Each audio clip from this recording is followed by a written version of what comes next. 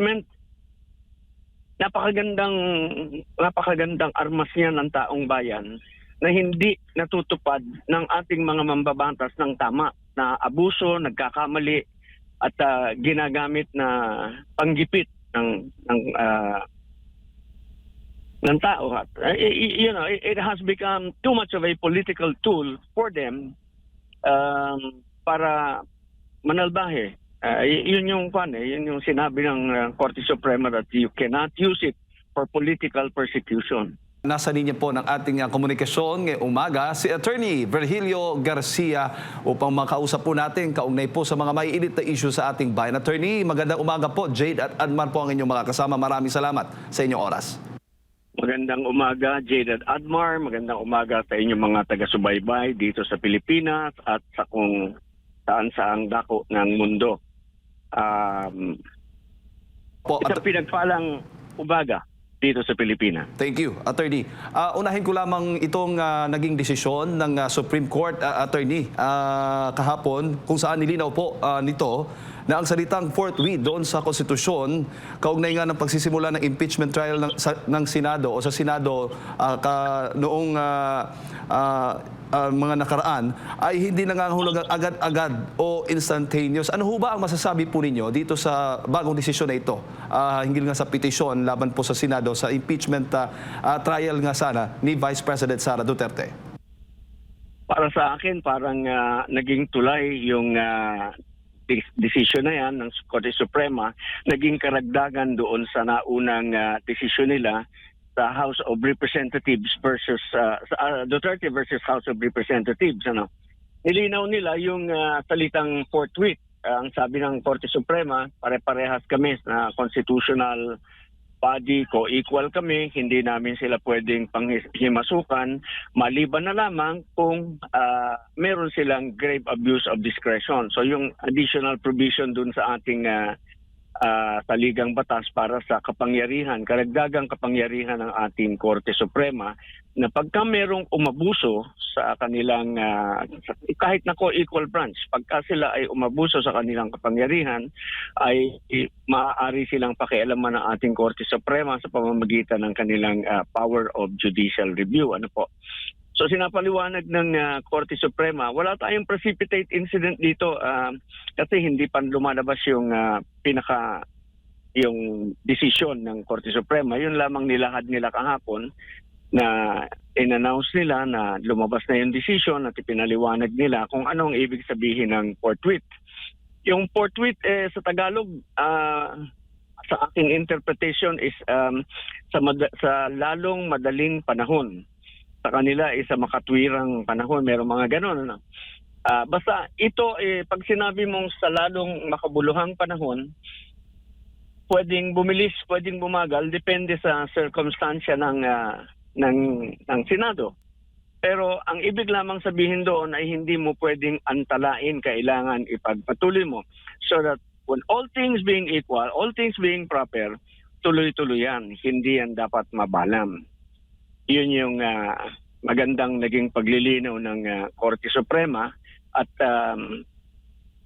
ito kasing remedyo na kanilang inadapt, yung mandamus, humihiling ang petitioner na utusan ang Korte Suprema ang Senado na magsimula na sila. Sabi ng Korte Suprema, hindi namin pwedeng gawin sa kanila yon dahil nasa kapangyarihan nila yung ganong klaseng desisyon.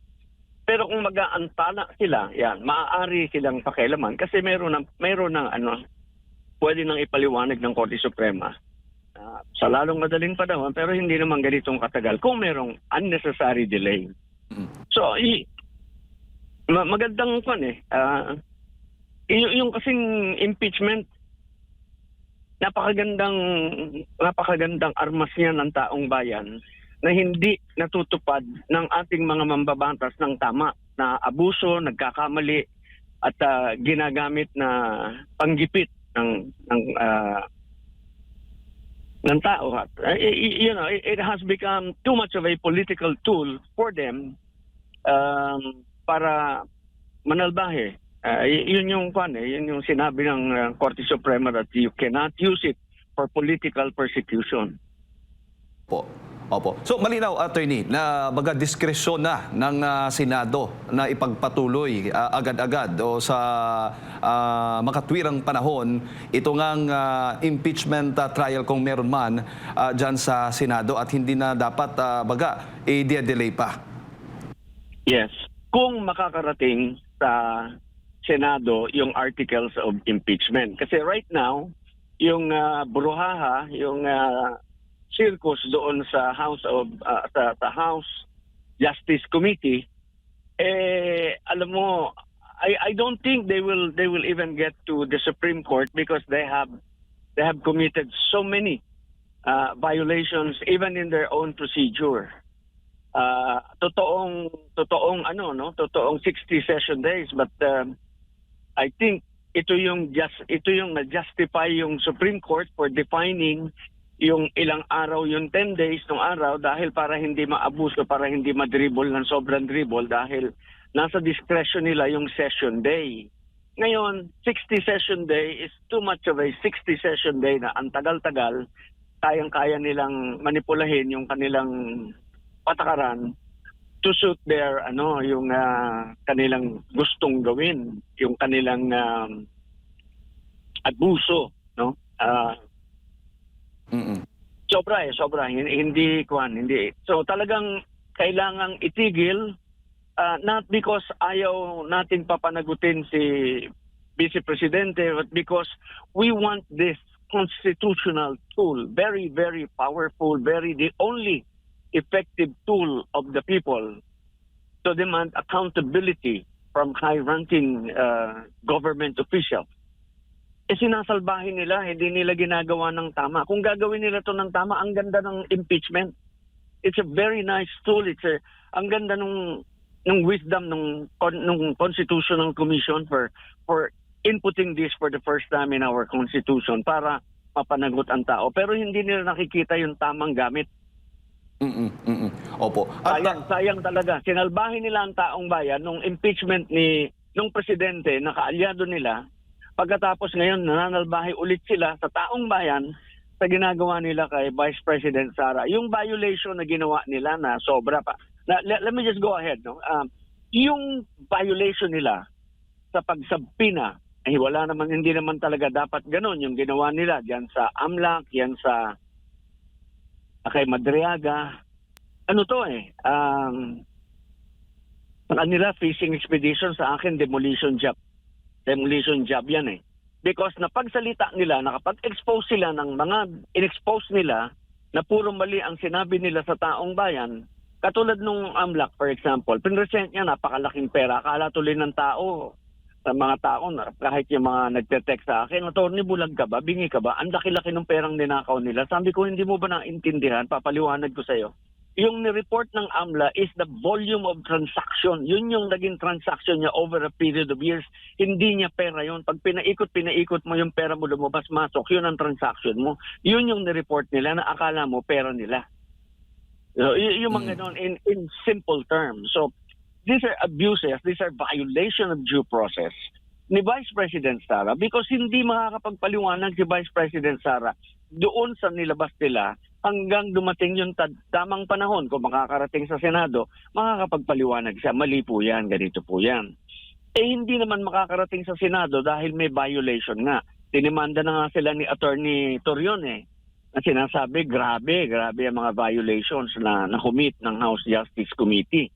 So they have to be stopped from proceeding. Hindi yan po proceed. So ngayon, ano ngayon ang situation ng tao? Ang situation ng tao is that what stands is yung nadinig nilang kasinungalingan ni Madriaga at yung narinig nilang inaccurate statement ng AMLA. Pati ng pinayagan ng bangko ng BSP, Bangko Sentral ng Pilipinas. Hindi dapat 'yun Yung what should have been secret is no longer secret. Pwede palang i-violate natin ang karapatang pantao, karapatan ng bawat mamamayan dahil sa kayo ang mga nakaupong makapangyarihan. Yan ang problema Pag boto lang tayo ng boto ng mga tanga. I'm sorry. Attorney, ibig sabihin po nito, itong petisyon na ibinasura ng Supreme Court laban nga sa Senado ay moot na o wala nang silbi dahil nga yung unang articles of impeachment ay idiniklara ng baga pinawalang bisa na ng Supreme Court noong July 2025 at nung Enero ngayong taon dahil nga sa paglabag sa one-year bar rule. So magiging applicable pa ba ito? Baga papabor na ba ito ngayon sa Senado kung sakali man na iaangat na doon yung mga articles of impeachment pag naaprubahan po dyan sa plenaryo ng Kamara? Well, ang mandato ng ating Senado, once na-transmit sa kanila yung, and there is no question, no? Once na na-transmit sa kanila in the ordinary course of procedure, pag na-transmit sa kanila ng tama, talagang ang kanilang susundin yung nakasulat sa ating saligang batas, the trial shall forthwith proceed. Hindi yan kailangang bukas agad. Ang sinasabi nga is sa lalong madaling panahon. Yung sa lalong madaling panahon is within a reasonable time. Sa English, no? Yun yung ibig sabihin nun. Pwedeng mabilis, pwedeng mabagal, depende sa sitwasyon ng Senado, pero walang pag-antala sa kanilang duty na simulan agad ang pagdinig. Opo. Attorney, bago ko ipasa kay Part Adbar at binigyan din ho ng Korte na bilang kapantay na sangay nga ng pamahalaan, hindi nito maaring diktahan din yung Senado sa kung paano gagawin yung kanilang tungkulin nito sa impeachment. Maliban na lamang kung may makitang grave abuse of discretion. That is correct. That applies. That clarifies the issue once and for all. From now on, henceforth, that is the meaning of forthwith. And yun ang magiging giya ng ating Senado until another decision is rendered by the Supreme Court.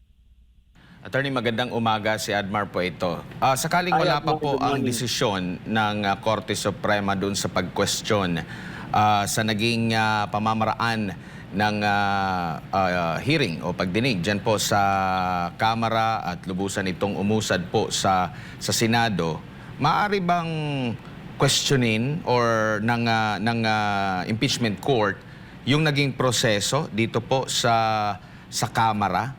Pwede ba nilang sitahin or pwede ba silang makadecide? Halimbawa, maliban doon sa Supreme Court, questionin din sa mismong impeachment court na saglit lang, yung pagbuo ng kaso na yan, mali-mali, attorney? Hindi nasasaklaw ng kapangyarihan ng Senado yung pakialaman nila, yung naging trabaho doon sa ibaba. Trabaho ng Defense Counsel yon.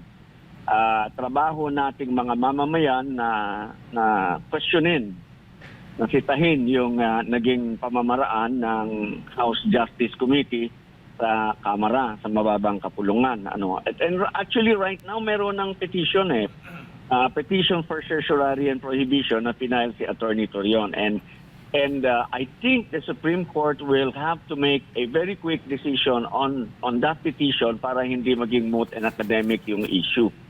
Because it is a very, very important issue raised by Attorney Torion and the other petitioners on the procedures adopted by the House Justice Committee. Ang linaw-linaw nung Duterte versus House of Representatives talaga ng talaga namang I think hindi ko nga alam kung ayokong mamintas doon kay Attorney Luis Tro kung abogado ba talaga yan o hindi ko maintindihan as a lawyer meron kang sworn duty, hindi niya pa naintindihan na pagkatapos ng pagiging congressman niya pwede naman siyang ulanin ng disbarment complaint because of yung kanyang inaasta ngayon. Hindi tama maling-mali. I mean, talagang sobrang garapala, nakakasok ang mukha niya talaga. Opo. At needed ba bilang prosecutor na laging ulit-ulitin doon sa inaakusahan na dapat dumalo ka, dito ka magsalita kaysa sa magkaroon ka ng ibang mga programa? Kasi kahapon nasa Laguna ata ang pangalawang Pangulo. Considering nagbigay na po ng statement panig ang pangalawang pangulo na hindi niya kinikilala itong pagdinig dyan po sa Kamara. Marami siyang mga question kumbaga sa proceeding dyan po sa Kamara.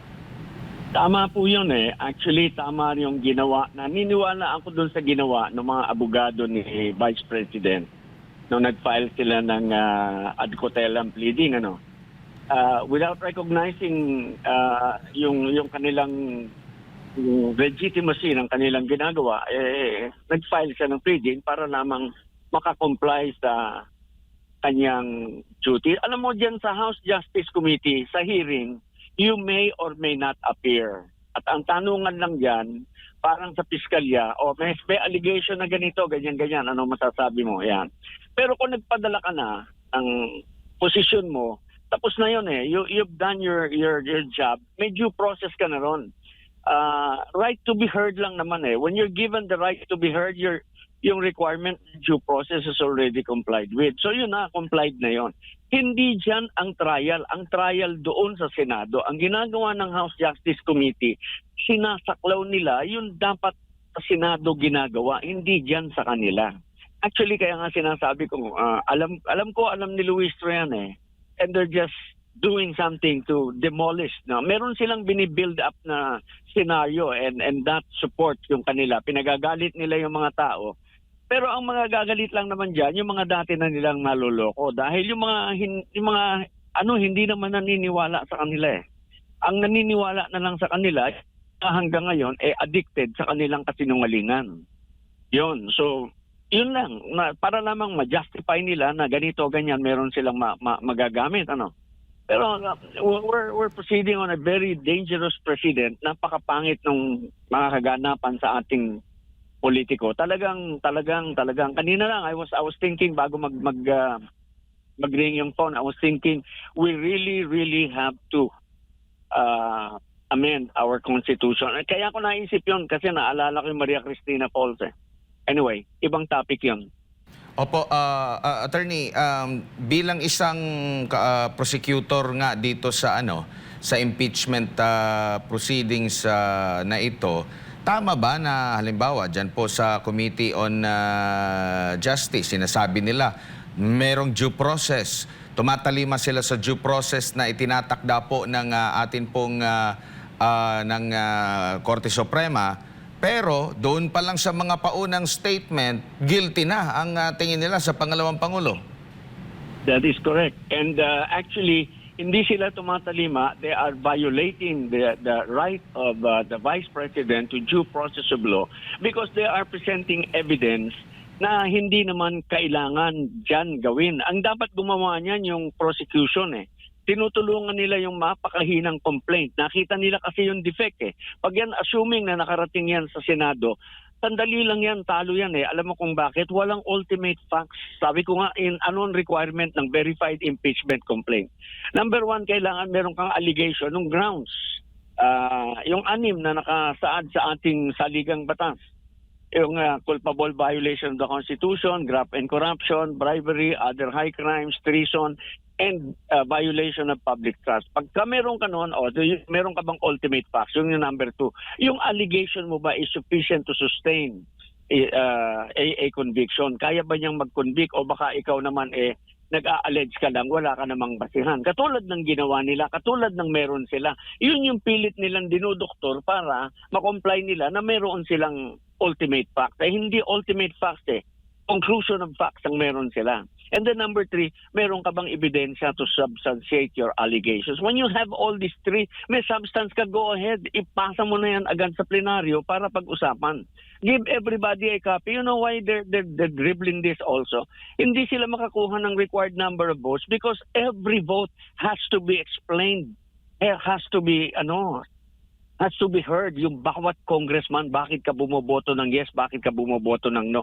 Yung buong record ng proceedings, kailangan bigay mo sa kanila. Bigyan mo sila ng reasonable time na pag-aralan nila yung voluminous record ng kasong so that they can stand there in front of everybody, in front of the whole nation and say, I vote yes because or I vote no because. Yung bang ganun? Saan kang bulsa ng Diyos kukuha ng paano mo susuportahan yung mga Hindi tama yung mali talaga. Opo. And sa ilalim po ba ng proceedings natin, or impeachment rules, attorney, obligado ba talaga sila na magpaliwanag sa kanilang mga boto? Alam natin, kung hindi naman lahat dyan, no? Mga abogado o eksperto sa usaping legal, siguro meron yan silang mga advisor, no? Ukol dito. Pero paano natin matitiyak na talagang binasa ng bawat kongresista ang itong impeachment complaint na ito? Paano natin malalaman na tinimbang? Kasi ang nangyari din last time, di ba, parang last minute ata, doon na nagkaroon ng botohan. Yung iba pa nga pumirma dahil sa, alam niyo na, yung during sa midterm election, kaya napapirma sila dahil ganito, dahil ganyan. Wala po bang malinaw na nakasaad doon po sa rules natin sa impeachment na obligasyon po ng bawat kongresista sa kanilang pagboto? Hindi, maliwanag yon na each vote shall be na kailangang ipaliwanag nila yung boto. Bigyan sila ng pagkakataong magpaliwanag ng kanilang boto. Yan ay nakasaad na malinaw. Yung nakaraang impeachment, yung kinwestiyon nung nakaraan, walang botohan doon, walang plenaryo doon. Umikot yung papel, pinapirmahan lang. Tapos pumila sila sa opisina ng speaker. Alam mo na, bakit sila pipila? Grabe, congressman nakapila. Opo. Ganun lang yung nangyari noon. Walang plenaryo. Yun nga ang hinanap ng Korte Suprema. Nasaan yung compliance nyo? Nasaan yung ganitong botohan na maliwanag na nakasaad na ito po ang aking boto sapagkat yan. Opo. Yan naman, basahin ng congressman o hindi, nasa sa kanya yun pero kung halimbawa, igagawa siya ng kanyang abogadong magaling, okay din naman yun. No? Pero ang importante, meron siyang pagpapaliwanag. And pagka meron siyang pagpapaliwanag, meron din namang meron din namang guidance yung congressman. Pero kailangan ipaliwanag ang kanilang boto. Huli na lamang po, attorney, isasalang na nga po sa plenaryo. Ano po yung pag-aanalisa nyo po? Kasi magto-2028 na rin na po. Merong mga umuugong na kesyo, meron nang nag-iikot na dapat nagko-collate na dapat suportahan itong impeachment, kapalit yung mga proyekto, kung hindi